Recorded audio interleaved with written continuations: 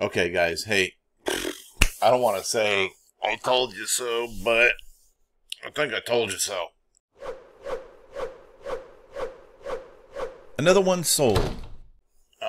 If you've been watching my videos that I do periodically where I'm talking about, what I'm foreseeing is in the future as far as, the foreclosure moratoriums, the rental moratoriums, and things like that, I think we're going to be seeing quickly, very quickly, some of the results of those moratoriums and the pandemic in general come to fruition. And man, I've been telling you about this, and I'm afraid that a lot of people have stuck their head in the sand and said, "Oh man, if we just kind of pretend like it's not going to happen, it's not going to happen."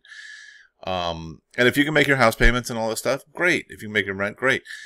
But if not, if you're still having a hard time, I think we're in for a scary change here. So here's, for example, here's a quick little indicator. Orange County Register, and I'll put these links down in the description or in the comments somewhere. Orange County Register says too hot. Orange County home sales suffer rare May decline. Okay, so now if you look at this chart here that they have, and you look at, it's hard to see these little numbers here, but we're looking at, this is January of 2021, where my mouse is. If we go back to, this is May of 20, January of 20, okay? And you look at how much the median home sale price in Orange County has increased in basically just, 16 months, right? I mean, huge. And if you look at the numbers that they're talking about in this article, they're talking about, prices have increased like 113 or 114%. And that's crazy. That is crazy for such a short period of time, which is, it's good for sellers. But if we go back to, let's take a look at, let's do a comparison. So here's pre-2008, all this right back here, okay? So we go pre-2008, boom, boom, boom, boom, boom. And then what happens, guys? You know what happened back then, right? And it's the same thing. And this is a cycle. This is part of a cycle. Granted, pre-2008, mortgage-backed securities, horrible loans. People were getting loans that they should never have gotten. And we're getting, foreclosed on and all that. In this case, pandemic. Right, and who's ever seen the results of a pandemic on mortgage, unless you were around during the Spanish flu, I guess, right? But mortgages were something totally different back then. And then you've got the CFPB. Okay, so the CFPB is saying that they are trying to figure out how to offer a longer lifeline for struggling homeowners sought by Consumer Financial Protection Bureau. And if you go to this link and you watch these videos here, I'm sorry. It's annoying to me because people are acting shocked and surprised. They're acting so shocked and surprised. Hey, there's a moratorium. By the way, just so you know, in California right now, as it stands right now, unless something has changed in the last 2-3 days that I haven't heard about, the moratoriums on foreclosures are ending in a week. In a week from now. Okay? So you think about all the banks who have been holding off and holding off and holding off for 16, 18 months on collecting payments. Do you think they're not going to try to recover their asset? It would be foolish for them not to. And banks are not they're not charities, right? They're not going to be like, oh, okay. Now, in my previous video where we talked about what the Consumer Financial Protection Bureau said, they gave a warning to the servicers. They said, hey, you have to, you need to be prepared, and you need to be prepared to help these homeowners. And if you read between the lines, it wasn't help them as in let us come and put our arms around you and cuddle you and make you feel good. It was help you get through the foreclosure process quickly and as painlessly as you can, right? It's not, this is the whole thing with headlines and articles and things like that. The way they write this stuff makes you go, oh, look, they're coming to help. No, they're not. Not when I read these. I'm reading these articles where they're coming to, they're going to try to make it as painless as they can, right? But so in this particular article, they talk about how 40 million Americans are due to, have the moratorium end and are at risk of foreclosure. Okay. Now, if you're in California and you've got a median home sale price of $895,000, a median home sale price of $895,000, that's a whole lot, less affordable than people that they're talking about here in, in parts of Texas, where, the cost of a mortgage or a house and whatnot is a lot less, right? And they are starting to, their moratorium ended, I believe at the end of the month, end of May. And so now these foreclosures are coming, right? But you've got landlords too who are the same thing. They haven't been collecting a lot of rent. So, so let's see, homeowners behind on the mortgage could soon win extra time to get caught up on federal consumer watchdog agency tells CBS Money Watch. An estimated 2 million homeowners are months behind. It says 2 million. I saw something else at 40 million. Are months behind on their home loan payments due to income losses during the coronavirus pandemic. A foreclosure moratorium passed by Congress last year kept the families in homes even though they were behind on payments. If you have not watched my video where I explain how a forbearance works, scroll back in my feed and go find that, because it's really important to understand it. It really, really is. It's not just, okay, you don't have to make your payment during the pandemic, and once you come out of the pandemic, now you just start making your payment again. No, you have to catch up on all those payments that you didn't make, and typically it's within 12 months.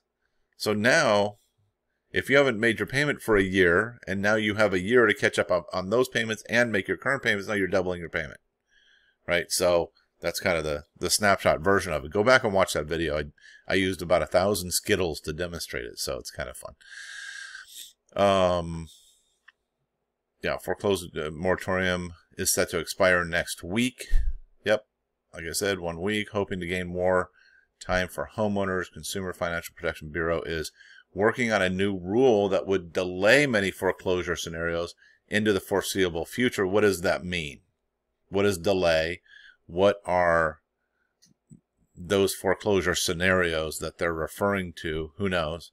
Bureau spokesperson didn't give details Tuesday about the pending rule, but told that they would hash out the proposal involving the mortgage servicers in coming weeks. So here's something that you got to think about this. You really do. You've got the CFPB, who is the they're the long arm of the law when it comes to financing and things like that. And aside from mortgage moratoriums, how can they really tell a business like a bank? A bank is a business, as evil and corrupt as they can be, they still are a business. How do you tell a bank or a business, you cannot collect the payments that your clients agreed to pay you, right? So they have to, at some point in time, they're just going to. Oh, let's see. The Bureau plans to adopt a rule that further delays, working on finalizing the proposal. We remain committed to working with both mortgage servicers and homeowners to prevent avoidable foreclosures to the maximum extent possible. Again, very vague. What does that mean? We don't even know what that means, and you can't take that as, oh, look, there's going to be a solution. You need to be proactive about your situation. The economic recovery risks leaving some communities behind, and no one should lose their home without a chance to explore their options. Well, options aren't here's just a free house, and I think there's a lot of people who think that, or they have that attitude of, it's not my fault that I didn't start the pandemic. Well, the bank didn't start the pandemic either. The economy didn't start the pandemic either. Your neighbors didn't start the pandemic either. It just is what it is, and we all have to deal with it. again, yeah, more about preventing avoidable foreclosures. What's an avoidable foreclosure? You know, and the one tip that I gave everybody in my last video, excuse me, was the best thing that you could probably do.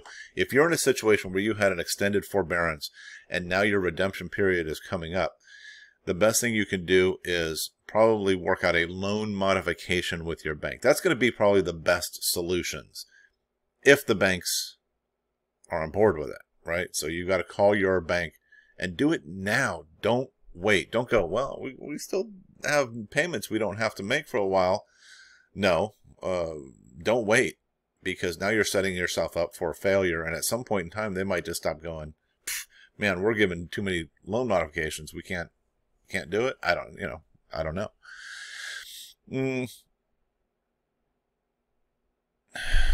Let's see.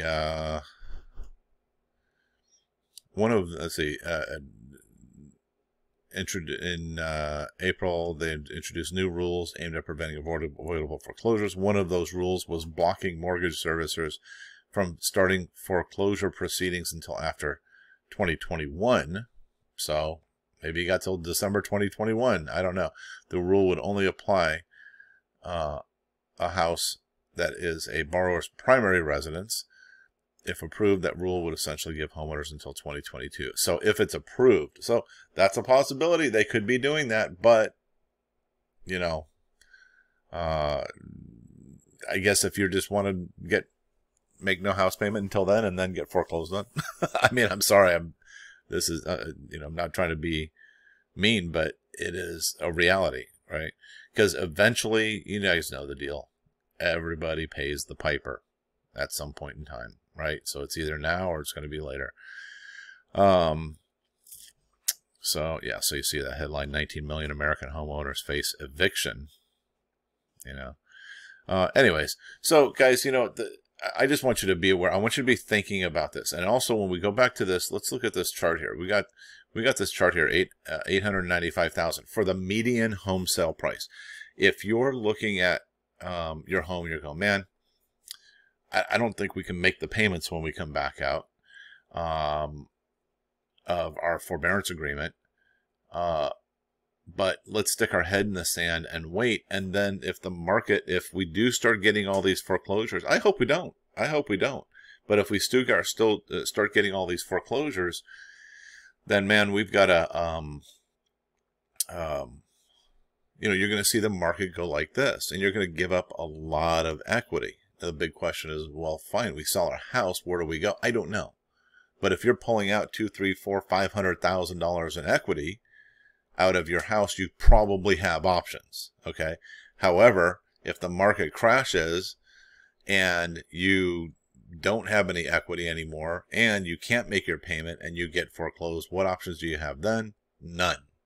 Right. So and I'm going to tell you, so I'll give you a perspective on the market. So here's a postcard that I just sent out. It's a just sold postcard. Typical, it's what we do as real estate agents, send out just sold. But if you look right there, like this house here, we sold it over 118,000 over asking price. 118,000 over asking price. We sold it as is. There were no repairs. We did it in 3 days. We never even put a sign in the yard. We only had 3 people look at it, and it's because of just the ways that we market it. And I only charge a 1% listing fee. So if you're thinking about selling, I'd be happy to talk to you. I know a lot of people know a lot of real estate agents, so it is what it is. But if you got questions for me, just reach out to me. Message me directly. Don't bother putting comments, because, other people are going to troll in the comments and be negative and all that good stuff. But that's that's social media for you. So, all right, guys. I hope this is informative and helpful to you guys. I'll put the link to these articles in the comments or the description, and I will talk to you soon. Take care. Another one sold.